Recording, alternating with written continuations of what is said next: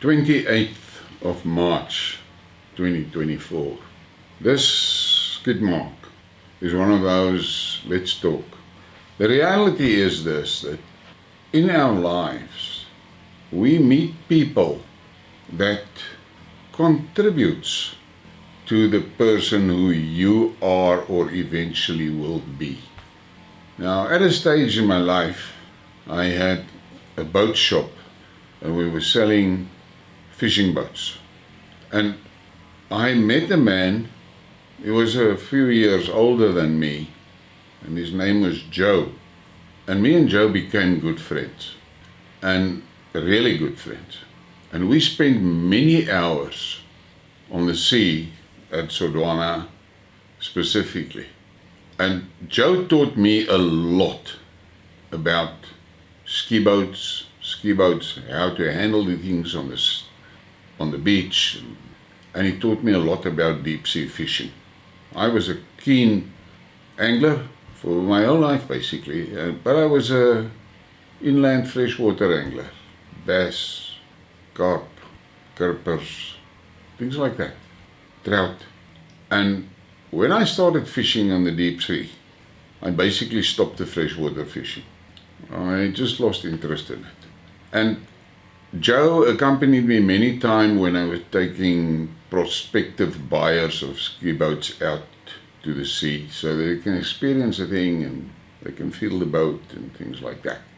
But we also spent a lot of time alone, just the two of us on the boat.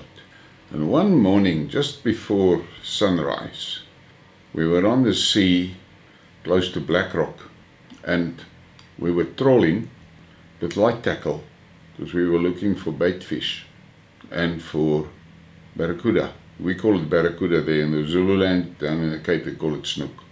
And the sea was basically as if there was oil on the water, flat. You could ski basically on the sea. And we were sitting relaxed, the boat was trolling and trolling speed, and we were watching the water and we were looking for seabirds and things like that.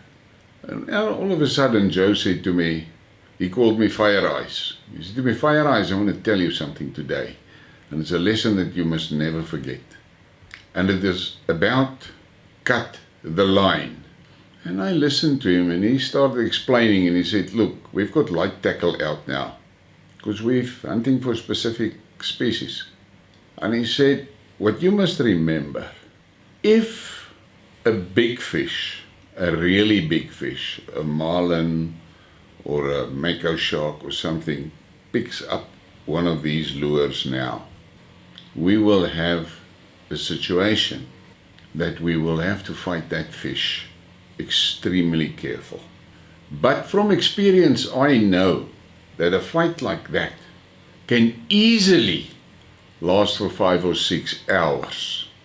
And 90% of the time, you're going to lose that big fish right next to the boat. That's when you're going to lose it. And he said, my philosophy is, if we pick up a big thing now, I cut the line. And I said to him, why? And he said, because we can now be ambitious and fight that fish for the whole day. And eventually, at the end, lose it here next to the boat. What would we have achieved then? Immaterial whether we've lost it or land the boat, the fish. What have we achieved? We've basically just spoiled the whole day of fishing for everybody on the boat because we were fighting that one big fish. Why? Why do you want to do that? So, you pick up a big thing here, and the moment that you realize that it is too big basically for the tackle that you have, cut the line. Now I can tell you that cut the line mantra was in my head from that day. How do I apply that? Many times we get into a situation where, say for instance, you're trying to sell something. Insurance is a good example. If you're a good insurance salesman, you walk into a prospective client's office or his house, and you sit, and there's a few key questions that you have to ask him to try and establish where his needs is. Now, if you are a good insurance salesman, there is a few simple calculations that you can do to get an overall idea of what the guy's position is as far as his insurance is concerned. And you've done now your calculations, and you come to the decision that this guy, he needs life insurance for estate purposes. Now, it's very rare that a prospect can afford the full cover that he actually needs. So my next question is simply, how much can you afford? How much do you want to spend to help with this situation? And that's the end of the story as far as I'm concerned. But you will get prospects. They will insist on a fine, detailed financial analysis, estate analysis, and things like that. And it carries on and carries on it can carry on for weeks. But you know, right at the start, you already know that this guy does not have the finances to solve the problem. He can only contribute to alleviating the problem. Now he's going to put you through 10 days of hell. And in the end, the chances are damn good that he says, all right, I'll come back to you. And then he goes and he gets a second opinion from somebody else. Now my attitude is, there on day one, the moment that I have established that there is a need and he have to spend something to contribute to the elevation of the need, and he pushed me to that point of all that analysis, I cut the line. Because in the time that I'm going to spend with this guy to go through all those analysis and most probably not get the sale, I could help 4 or 5 or 6 other people that really want to be helped. Cut the line. Same thing with these arguments when you get involved in these arguments with the religious guys. Those are arguments that never end. Never. Because it doesn't matter what you say. He is not going to change his opinion. He will not. But he's going to keep you busy. Cut the line. Many of you know that I'm also involved in the X39 stem cell patches. And I see in myself surprising changes in my body. Because I'm a skeptic. And I was stunned when I saw what was actually happening in my body since I started using this stuff. But there's other guys, other people on the group. Every day, they want more information, more this, more videos, more testimonials, more this, more that. And I have a person that helps me on the group. And sometimes she loses her temper. And I explained to her last night, cut the line. All I do is I tell you about the patches, I tell you what it's done for me, and the rest is up to you. You take it, you try it, you get the benefits, or you don't do it. But I'm not going to allow you to waste my time, because time is something that I can never get back. There's 60 seconds in a minute. And tick, when that second that ticked, doesn't matter what you do in this world, you can never get that second back. Never. It's gone. So remember, these futile debates, these futile arguments, cut the line. What is another advantage of cut the line? The Bible tells us, and I think it's in Ephesians or somewhere there, I have to look it up if I want to. Refrain from idle chatter, because it leads to further ungodliness. Take note, the idle chatter is already ungodly.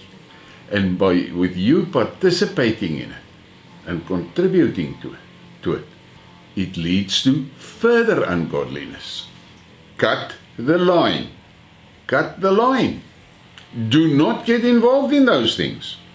I'm a fairly controversial guy, and certain things that I say really upset people because they were never geared to look at a problem or a situation from another angle.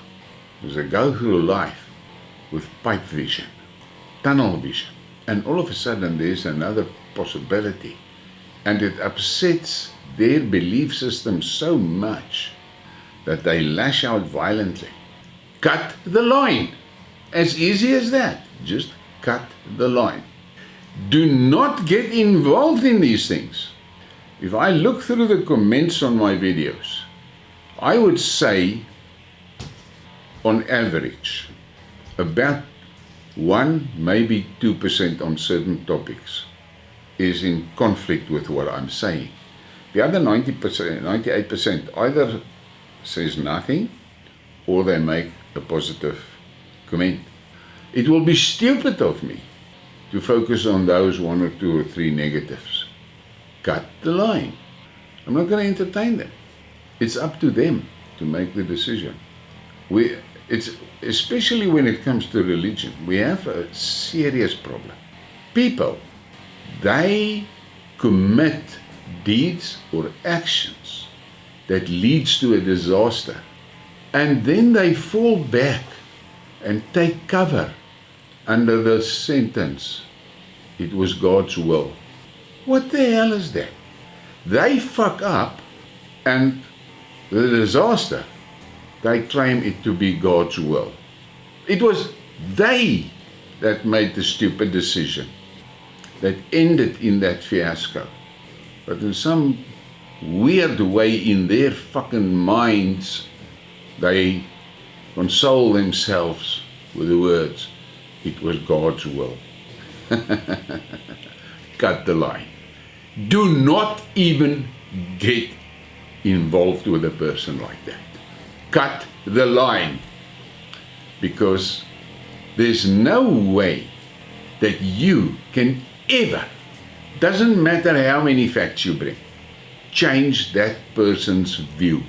You cannot, because they are committed to this, I'm going to say, lie that they are living. Leave them alone. It is their choice. It is not God's will. It was their choice. So, I hope you find anything or something positive out of this. But I just had to share it. It's been heavy on my mind for the last 2 days. And I just realized this morning I have to do this Skidmark, because people tend to waste time on useless things. And time is something that we cannot replenish. Time lost is time lost. Time gone is time gone. There's nothing you can do to bring, you cannot wind the clock back. And by making cut the line part of your daily life, you will suddenly find that you've got a lot more time for positive things. And that is really important to take note of that and focus on that and think about the advantages and benefits to you if you adopt that mantra of cut the line. Because you have to accept that certain people, you will never change their view. Never. And then you get those that you actually are changing their views, but then they're angry with you. They are upset because you opened their eyes, but now they're upset and they unleash their frustration on you. Don't fall for that shit. Cut the line. That's what I'm saying. Just look at it and cut the line. Okay, have a great day. Please give me a like. Yeah, and it costs you nothing to hit that like button, but it helps the channel a lot. And then the subscribe. If you enjoy the stuff that I'm telling you, subscribe to the channel. It costs you nothing, absolutely nothing, but it helps the channel. And share. The sharing is really important. If you agree with the things that I say, you can share. And by sharing, more people hear it. And that is important. that we get the message out, because we have been engulfed in lies for so long that we tend to start to ignore the lies, but we do nothing about it. Now, that actually makes you a partner in that lie. Have a great day.